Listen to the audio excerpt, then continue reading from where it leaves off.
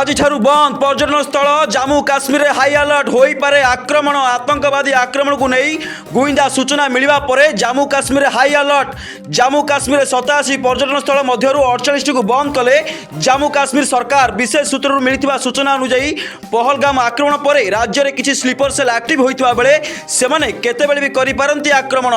काश्मीर थिबा आतंकवादी घर सरकार ध्वंस करदेवा पर प्रतिशोध न्याय जलुंट आतंकवादी। तेबे एने से एक बड़ आक्रमण योजना करुवा बेले केतेबेले भी करिपारंती आक्रमण। एमितिक से लोकों को टार्गेट करी हत्या करने को योजना करुवा गुइंदा विभाग सूचना देछि।